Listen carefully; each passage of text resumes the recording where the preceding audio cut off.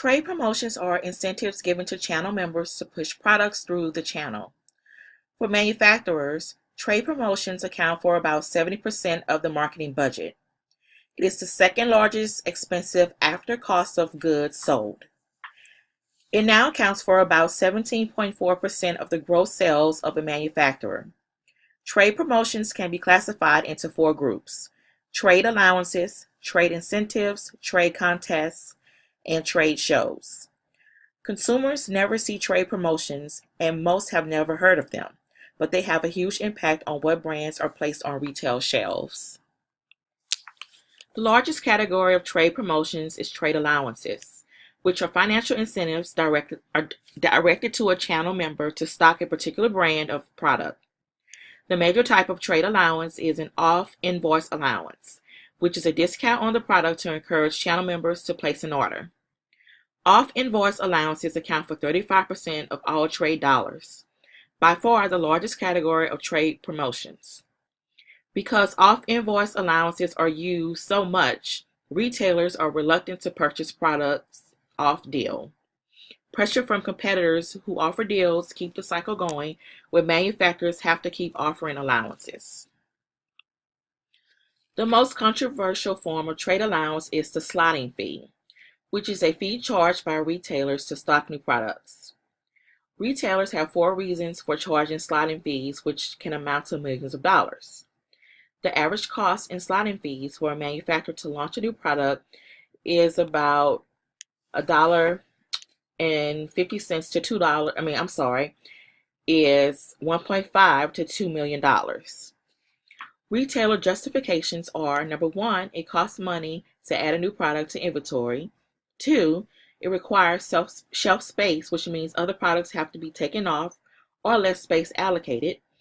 Three, it simplifies the decision process since manufacturers will not introduce new products unless they are sure they will sell. And four, it adds to the bottom line, profit. Manufacturers argue that slotting fees are a form of extortion, divert money that could spend on advertising and marketing, and are detrimental to small manufacturers who cannot afford the fees. A small number of retailers will charge an exit fee instead, which is payment of money to remove an item if it does not sell and has to be removed from inventory. A major problem with trade allowances is that retailers do not always pass along the savings to customers. That only occurs about 52% of the time. Retailers like one brand to be on deal all the time, so price-sensitive customers will always have one brand to purchase. Trade allowances permit retailers to schedule promotions and promote deals to their customers.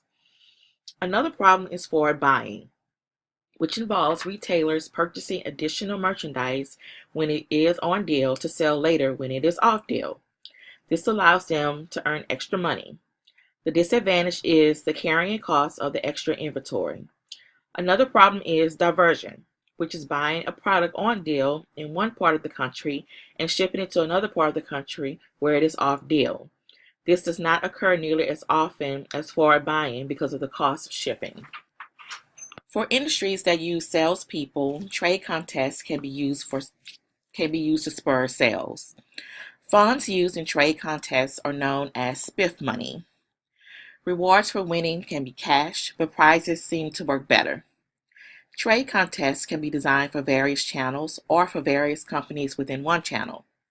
While it can be an incentive for salespeople to push a brand, some organizations do not allow trade contests because they see them as a conflict of interest.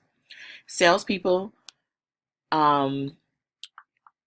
may not do what it is best for the customers or for the company. For trade incentives, the channel member must perform some type of marketing function to receive the funds. Most trade incentives are with retailers. The three types of cooperative merchandising agreements: premium or bonus packs, and cooperative advertising programs. A cooperative merchandising agreement is a formal agreement between a manufacturer and a channel member, normally a retailer, that specifies the marketing functions the channel member will perform in exchange for a financial incentive. They are popular with manufacturers because the retailer must perform some marketing functions. Manufacturers have control, and it is a long-term commitment. Retailers like them because they can schedule calendar promotions to ensure one brand is always on sale. The problem is that retailers want the price allowance. Just give us the discount. We don't want to perform any marketing functions. Another trade incentive is the premium or bonus pack, which is free additional merchandise with an order. For example, for every 100 cases ordered, another 5 are given free. Cooperative advertising. The most used and well-known trade incentive is cooperative advertising. Manufacturers pay a part of the cost of retail advertisements in exchange for promoting the manufacturer's brand. To earn the co-op dollars, the retailer must meet the manufacturer's guidelines. Also, no competing brands can be in the ad. Retailers accrue co-op dollars based on sales. Co-op advertising allows retailers to expand their advertising budget, since the manufacturer will pick up 50% to 80% of the costs. Manufacturers like co-op ads because their brand is being promoted in local markets by retail stores. Trade shows are used extensively in business-to-business marketing programs. It allows sellers to display merchandise and to see prospects. It allows buyers to compare merchandise of various manufacturers and to see vendors for their stores. Few deals are ever finalized at trade shows. It is more of an opportunity to meet, look, and learn. International attendees, however, want to make deals, so American companies must be aware of this difference. The number of international trade shows has increased as global competition has increased. There has also been a movement away from really large national shows to smaller regional and niche shows. Such shows make it easier for companies to locate good prospects, and the costs are much lower. Buyers at trade shows can be divided into 5 categories. Education seekers want to browse, look, and learn, but are not interested in buying.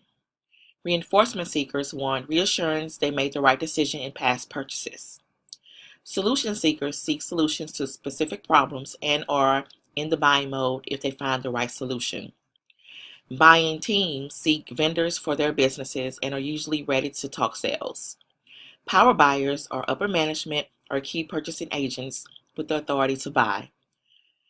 By differentiating the type of buyer, companies can concentrate on those most likely to buy at the trade show or immediately following the trade show. Trade promotions are problems. Often corporate reward structures push sales, and an easy way to stimulate the sales is some type of consumer or trade promotion. Trade promotions often are not part of the IMC plan. While trade promotions can boost sales, it often results in higher costs and lower profits. Trade promotions encourage an over-reliance on promotions to push merchandise with channel members and with consumers. It then becomes difficult to reduce their usage because competitors are using promotions to keep up with each other. The end result is a potential erosion of brand image. Sales promotions can be a challenge internationally. Legal restrictions and culture impact which promotions can be used and should be used. Emphasis will vary. Each promotion has to be adapted to what is best in that country. This concludes Chapter 12, Sales Promotions.